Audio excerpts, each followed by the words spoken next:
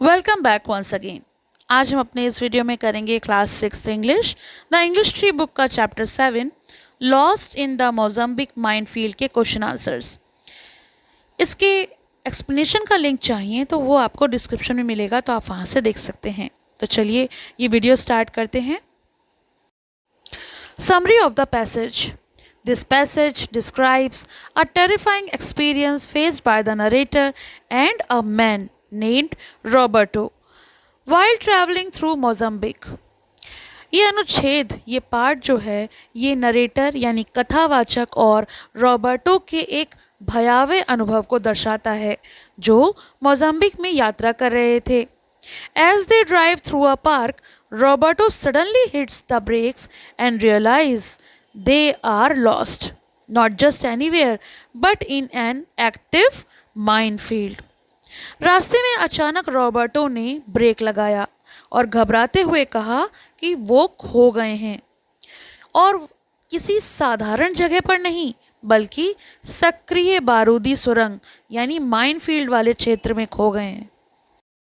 The narrator is gripped with fear, vividly sensing the danger around them and imagining what could happen if their vehicle struck a landmine. ये सब सुनकर कथावाचक यानी जो narrator है उसके अंदर डर और घबराहट की लहर दौड़ जाती है।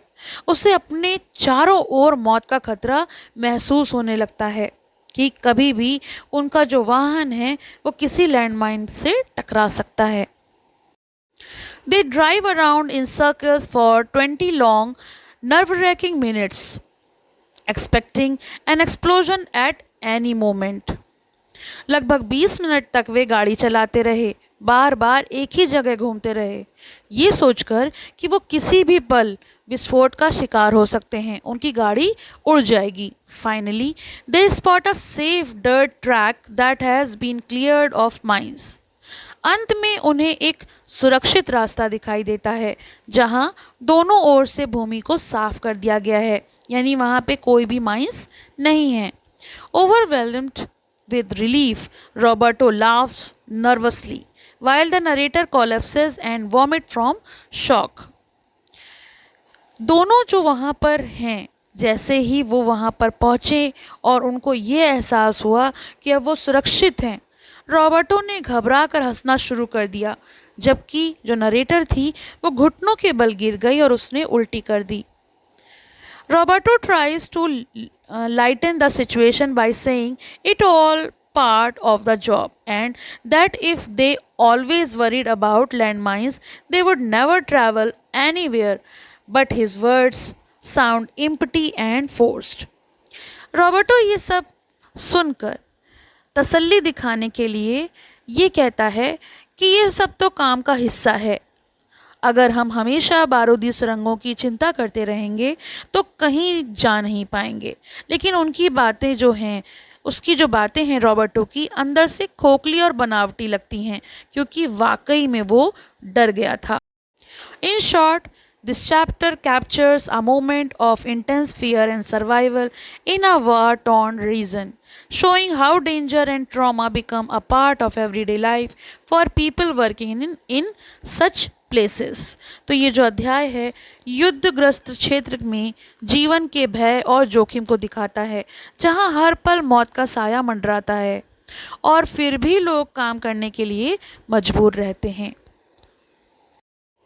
Question number A, scheme to answer. True and false. First one, the author had gone to Tanzania. लेखिका तंजानिया गई थी. Wrong. वो मोजाम्बिक गई थी.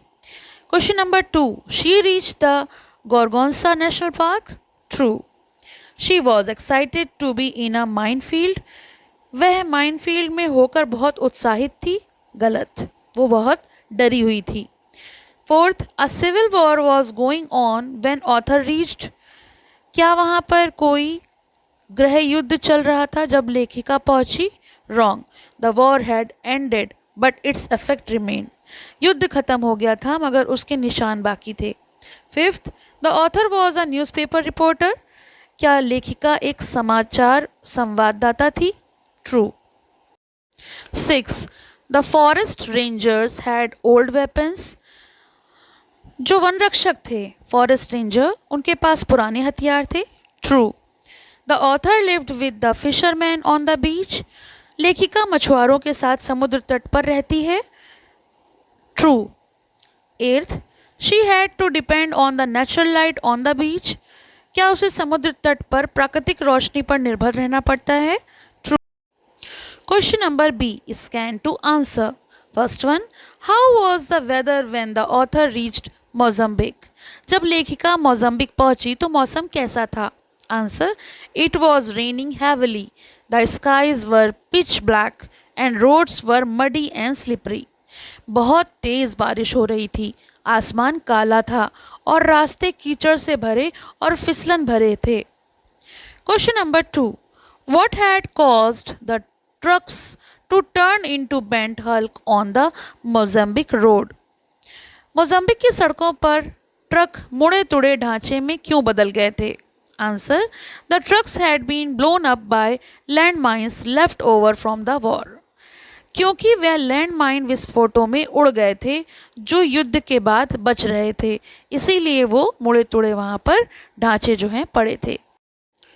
Question number three, how did the author feel when she was lost in the mine field. जब लेखिका mine field में खो गई तो उसने कैसा महसूस किया। Answer, she felt terrified and panicked sensing the nearness of death. वो बेहद डर और घबराहट महसूस कर रही थी, मानो मौत उसके बेहद करीब थी। Question number four, why had the author come to Mozambique. लेखिका मोज़म्बिक क्यों आई थी। Answer, she had come as a newspaper reporter to accompany forest rangers on an anti poaching patrol. वह एक अखबार के रिपोर्टर के रूप में वन्य जीवों की तस्करी रोकने वाली गश्ती टीम के साथ रिपोर्टिंग करने आई थी।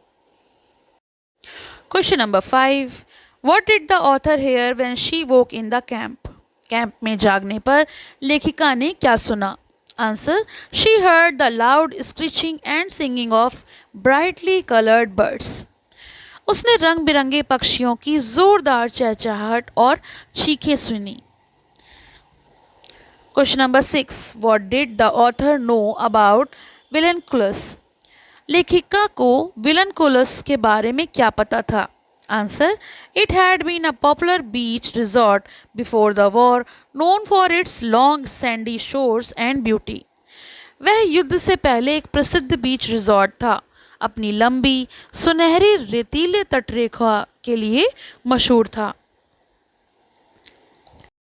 Question number C, reference to context. First one, we are lost, हम रास्ता भटक गए हैं। Question number A, who said this, ये किसने कहा। आंसर, रॉबर्टो सेड दिस, ये रॉबर्टो ने कहा। Question number B, where were they lost, वे कहाँ खो गए थे। Answer, they were lost in an active minefield inside Gorongosa national park. वे गोरनगोसा नेशनल पार्क के एक सक्रिय माइन फील्ड में खो गए थे। Question number C, how did the author feel when she heard these words. जब लेखिका ने ये सुना तो उसने कैसा महसूस किया। Answer, she felt intense fear and panic thinking they might be blown up any moment. उसने तीव्र भय और आतंक महसूस किया, जैसे वे किसी भी पल विस्फोट में मर सकते हैं। Second reference, they were the children of conflict and abuse. वे संघर्ष और अत्याचार के बच्चे थे, मतलब उन पर अत्याचार हुआ था। Question number A, who were the children, ये बच्चे कौन थे। Answer, the children from the war affected villages, युद्ध में तबाह गांवों के ये बच्चे थे। Question number B, what did they look like, वे कैसे दिखते थे। Answer, they were malnourished and swollen bellies, वे कुपोषित थे और उनके पेट सूजे हुए थे। Question number C, what was the conflict they had suffered, उन्होंने किस संघर्ष को झेला था। Answer, they had suffered during Mozambique long civil wars losing their families and home. उन्होंने मोज़म्बिक के गृह युद्ध के दौरान अपने परिवार और घर को खो दिया था। Third one, I reason that if someone had walked this way it must be safe. मैंने सोचा अगर कोई इस रास्ते से चला है तो ये सुरक्षित होगा। Who is I? तो मैं कौन है? Answer the author, Laila. Question number B, how did she know that someone had walk this way? उसे कैसे पता चला कि कोई इस रास्ते पर चला है? Answer, she saw footprints marked in the wet ground. उसने ज़मीन पर बने पैरों के निशान देखे। Question number C, what was it safe from? ये किससे सुरक्षित था? Answer, it was safe from hidden land mines. ये छिपी हुई लैंड माइन्स से सुरक्षित था। Fourth reference, where no other footstep had broken the sand that day. जहां उस दिन किसी और के कदमों की रेत नहीं छुई थी। Question number 1, where had no other footsteps broken the sand? ये जगह कहाँ थी? Answer, on the touched island she visited with fisherman near Vilanculos. ये द्वीप जहाँ वह मछुआरों के साथ नाव से पहुंची थी, ये वो जगह थी। Question number B, how did the author reach that place? लेखिका वहाँ कैसे पहुंची? Answer, she reach there in a dhow. Dhow होता है fishing boat. That the local fisherman. वह स्थानीय मछुआरों के साथ लकड़ी की नाव में बैठकर पहुंची। Question number C, what does no other footsteps mean? No other footsteps का क्या अर्थ है? Answer, it means that the beach has untouched and completely natural. No one else had visited it that day. वहाँ कोई और मनुष्य नहीं आया था। Question number D, infer to answer. First one, why did the author throw up in the minefield? लेखिका ने minefield में उल्टी क्यों की? Answer, she was overwhelmed with fear and panic, realising they could die at any moment in the active minefield. उसने ऐसा इसलिए किया क्योंकि वह डर और घबराहट से भरी हुई थी। उसे लगा कि वो किसी भी पल मर सकती है। Question number 2, his bravado struck me as hollow. Whose bravado is being described? Why did it seem hollow? तो क्वेश्चन नंबर 2 है, His bravado struck me as hollow. उसकी बहादुरी मुझे खोखली लगी। ये किसने किसके लिए किया कहा? It refers to Roberto.